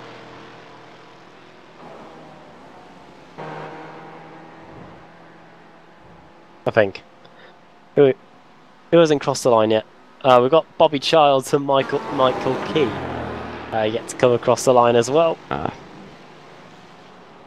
Those two are lapped down. There goes Bobby Childs, driving for the Friday Night's Racing number 88, and Michael Key. There he is. We talked about him today. There's the full-time classification, full-time results. As some donuts are in order for Kevin Ford. He is one happy driver indeed. Right, let's run through the finishing order then in the opening race of the season, as it's just coming up to 3:10 in the morning in the UK. Kevin Ford wins, 65 thousandths of a second ahead of Travis Davis. Then had Stephen Thomas in third, fourth for Tyler Shiflett in the end, fifth, 22 seconds behind Jeff Jacobs, then Matt Katila, Russell Ruddock, Clint Vigas finishing in 8th in the end, so that damage did set him back a few positions at the end. Then Michael Ruddock, Nathan Thomas gaining a top 10 result in his first race. Then Mike Monaghan, Brandon Whitworth, Travis McGill, Raymond Bader Jr. Didn't speak much about him today. And David Warren, new as well to the Open Division, finishing in 15th place for TD's team. Then Rob Hartley wins the Mazda category with a insane fuel strategy. I don't know why he did that the others didn't. Maybe worth getting him in for an interview afterwards when we speak to the winners. Jim List pipping the two Iannucci's to second place. Pasquale ahead of Giuseppe. Interesting there, because Giuseppe Iannucci, the Mazda regular, getting beat by his brother, who has just only come over from the Mustangs. Dave Payton in 5th. Then Geordie Fike, Zachary Rubin, Chris Torman, then Greg Mack, Jordan Walk, Jeff Lovell, Mike Taylor, then Bobby Childs, Michael Key, and then the cars had issues during the race. Leon Wright crashed with Clint Vigas, then Chad McDonald, 26 laps down. Mike Dam had more internet issues, and then Andrew Fawcett, Joe Boyd, and Edgar Sancinelli took the start, but not much in the way of anything happened to him. He finished in 35th, the last car to finish. Really enjoyable opening race of the season, Alex. Daytona delivering. Good one. Flew by, to be fair, considering. The 90-minute race, but yeah, great. I mean, what a role reversal have we just seen there between the two classes, the MX-5s and the Mustangs, just completely switching around. So drafting, battling, fuel saving, holding off on those moves in the Mustangs, and Hartley just running away with it in the guys. Right, we have got some interviews to do, and time is of the essence, and the sleepers at a premium. So we'll get them on. We'll get started with bringing in our race winner, Kevin Ford, with a last lap, last corner overtake, first win in a while, I think. First win since Sebring, which was quite a while ago. Well done on the win, Kevin. Well, thank you very much, guys. I do appreciate it. I'm a little worn out and out of breath, but it was a fantastic race. We knew that when Mike Dam and Pat switched over to the Mazda this season, that it was going to really gather up those 3rd, 4th, 5th, 6th, 7th place Mustangs from last season, and so we had quite a battle out there. Wow, that was something else. It's usually we were saying during the race, it was a battle that you usually see in the MX-5s, but there was plenty of slipstreaming going on in the Mustangs today. Yeah, this is one track where the slipstream on the Mustang actually has some effect. It's not real dramatic, but it's enough there that you can definitely increase your lap time and be able to get back to those leaders. When I fell back to 4th there in that last stretch, tried to save some fuel and let the tires cool down a little bit from running up front. And the opportunities presented themselves, and just took advantage of them and tried to get tried to get up there in first and managed to get there. And then TD got around me. I had a little slip up coming out of 6th there up onto the banking, and it worked out best because I didn't want to be that sitting duck anyway in first place. And going through the bus stop chicane for the final time on the last lap, you just saw that TD made a slight error, and that was enough to give you the extra boost to get by on the final corner going to the line. Yeah, I tried to lay back off of them just a little bit so that I'd have room to brake a little deeper and come in hot into the bus stop to get that good run coming out, and had just enough. It worked out just right on the money. But you never know when you plan that last slipstream move at Daytona if it's going to pay off or not. And the pit stop strategy, you seem to have it worked out better than TD anyway. He would always come in ahead and you would leave first on both occasions. Well, I believe it or not, I actually spent some time on my pit stops. I've been struggling with that the last season or two, getting in and out of that box quick, and so I spent a little bit of time this week working on those pit stops here, and it paid off finally. Things came together tonight for a change. And as one of the organisers, first race of the season in the books, and we've got an exciting season ahead, it looks like. Boy, do we ever, with the field packed up on the ST side and the Mazdas and the collective group we have in the GS class. I think the viewers are in store for some fantastic racing this season. I think we're hitting a lot of really great tracks. Should be some fantastic racing out there. And yeah, next week, Sebring, a track you know well, and a track you've won at too. What are the chances of you getting another win, making it 2 out of 2 this season? Well, that would sure be nice, obviously. Going to be putting in a lot of practice time for Sebring. It is a track that I've been strong at. It's one of the few that I actually have a little bit of leverage with, so I'm going to put some extra time in this week and hopefully get things prepared, get the setup dialed in nice. We're running a little bit warmer weather, this time of year at some of these courses, so the setups from last season will have to be tweaked a little bit. Going to be a little bit slicker out there as we approach summer, so looking forward to some slippery loose racing out there and some good door-to-door action. Great. Well, before we let you go, have you got anyone you want to send a quick shout out to before we let you go? Absolutely, yeah. First, I want to thank you guys for the fantastic broadcast. Frank at Ricmotech for his continued sponsorship of our series. TD from TD's Tree Service, we do appreciate his support as well. And big thanks to my family and friends. I know my mother, I'd probably made her a nervous wreck tonight watching the race. So, but it's good. Appreciate everybody watching, all my friends and everyone, and thanks to everybody that works so hard with the group. Jeff Jacobs, Matt Catala, Russ Ruddock, all the guys behind the scenes. So we do appreciate everybody, and thanks so much for the broadcast, guys.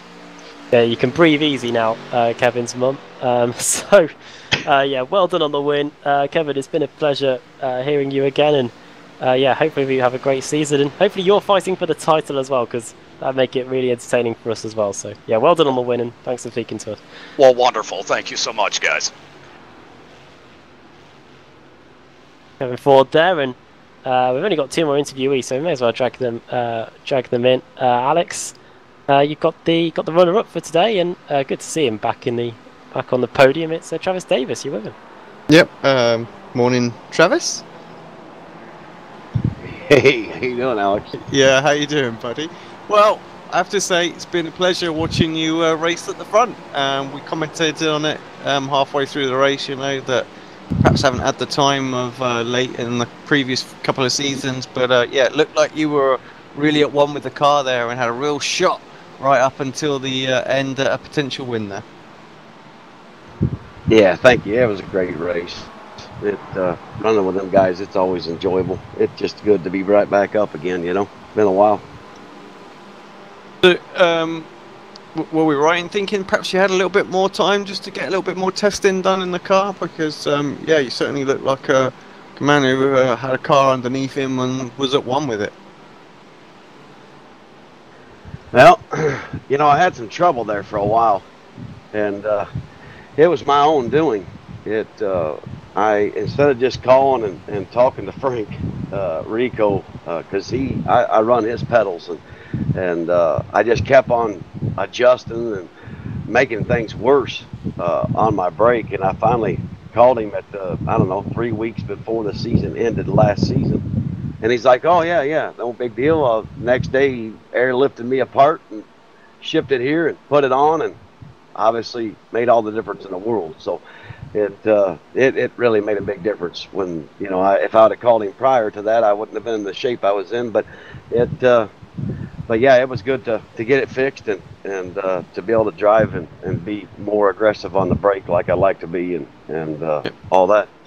Well, the most important pedal in racing, really, to be honest. You know, you can gain so much time or lose so much time with just having that a bit wrong. I know when I've had, like, you know, first had brake mods and things like that, it made a huge difference to my lap time. So yeah, if that's you know, if somebody is looking for something, even, you know, just a simple brake mod can make a heck of a difference in that time. So yeah, well, it's a shame that it was something like that in the end, but also great that you've managed to get it fixed, and I hope that, you know, you'll be giving Kevin a bit of a run for his money for the rest of the season. Well, we're hoping to. It's really great to be back up here, and I've had a lot of fun, and we're really close anyway, and as far as friendship, you know, and so it's a good time. But I'd like to truly thank everybody for all their help and their support, and you guys for doing such a phenomenal job every week broadcasting this. It's just enjoyable to go back. I always watch the race on Tuesday morning or Tuesday afternoon, and to see the broadcast. You guys do a great job, and thanks for Frank for you know, being the sponsor, obviously, and not only that, but supplying such a great products as he does and standing behind them. So anybody that's watching got an issue, take it from a man who knows, rather than trying to fix it yourself or just thinking that's how it should be. If it's not right, Frank will make it right. So I truly can't say enough about him and his product line, and truly thanks for Kevin and Jeff for all their hard work, and Russ Ruddick and Matthew Catala for their work they do as well. So great league, such a great organization. Awesome stuff. Well, thanks very much, Travis. I look forward to seeing how you're going to do at Sebring, and wish you all the best of luck for that one.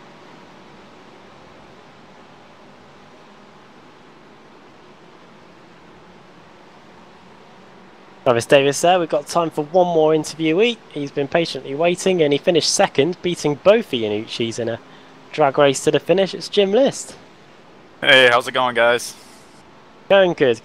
Just about awake here. Entertaining race for you. Rob Hartley, I don't know what he did in the pit stops. He was away with it, but great battle between yourself, Pasquale, and Giuseppe, both for the runners-up spot, and you just about got it in a drag race to the finish. Yeah. I think those guys need to be separated. I don't know if I can handle them all year long. Those guys were racing pretty tough, and they had a really good competition between us all race. So I thought I was gonna get them early on, but I decided to wait back after I saw that they were obviously trying to draft each other and kind of push me out. But you know, it ended up working out for the best at the end, so can't complain. They raced really good. Any idea what Rob Hartley was doing in front of you, why he was so far ahead? Oh gosh, I have no idea. I mean, I don't know if that guy has some sort of secret formula or something before every race, but it seems like somehow he comes in at the end of practice and, you know, sets some pretty good times and then goes out there for qualifying and just puts it on pole every time. And, you know, I gotta hand it to him. I mean, he raced a really smart race. You know, he kept out of all the incidences and stuff like that, especially early on. I saw him fall back, and I was thinking, oh, he's falling really far back there. And then once I realized everybody was kind of getting all over the place, I kind of dropped back too, and then me and him kind of hooked up. And then after the first pit stops, we were really close, and I got caught up in the Mustang traffic pretty well, and it seemed like every time they caught him, he was on the straight, so that kind of pushed me back a little bit. But yeah, after that second round of pit stops, I don't know what he did, but it definitely worked for him. So very quickly, we got Sebring next week. Do you reckon you can replicate the position that you got today here at Sebring next week? You know, I really hope so. I didn't really have a good setup for this track. In fact, I thought this race was going to be next weekend, so I really didn't have too much time to practice. But Yeah, I got a pretty decent setup that I started with last season for this car, so hopefully I can work on that and you know, start on the front row right next to Hartley probably, or the Iannucci brothers, and yeah, I mean I think I'm pretty strong at that track, so I'm looking forward to it. Well, before we let you go, do you want to send a quick shout out to anybody? Yeah, I really want to say thank you to Ricmotech, you know, for all their sponsorship and, you know, their great products that they're giving to the guys. And I mean, really good company. And also TD Tree Services. And I want to say hi to all my family that's watching on TV. So yeah, and I want to also thank you guys. You guys put on an awesome broadcast for everybody and everybody watching. So thank you guys so much. No problem. Well done on the second place then, and yeah, thanks for taking the time to come and speak to us. Thank you guys. Gym list there. Well, that is about it. Thanks to Alex, thanks to Andrew for joining me for both of the series that we had today, the World GC Championship and the Ricmotech Sports Car Series. Those two will be back tomorrow with Chaz Draycott for the BSR MX-5. That'll be getting underway at 8:15 p.m. BST, 9:15 Central European Time. So make sure you can join us for that, and of course, make sure to give this channel give our channel a like, a subscribe, and this video a like. There we go. It's 3:20 in the morning. Sure, can forgive us for that, but yeah, we are just about out of time here. What a start to the season! It was victory in the Mustangs for Kevin Ford, and victory in the Mazda MX-5s for Rob Hartley. Can they continue that form into next week at Sebring? It's a completely different racetrack. Make sure you join us at 1:15 a.m. BST for that one. From all of us here at Apex Racing TV at the Daytona International Speedway, good night to you all.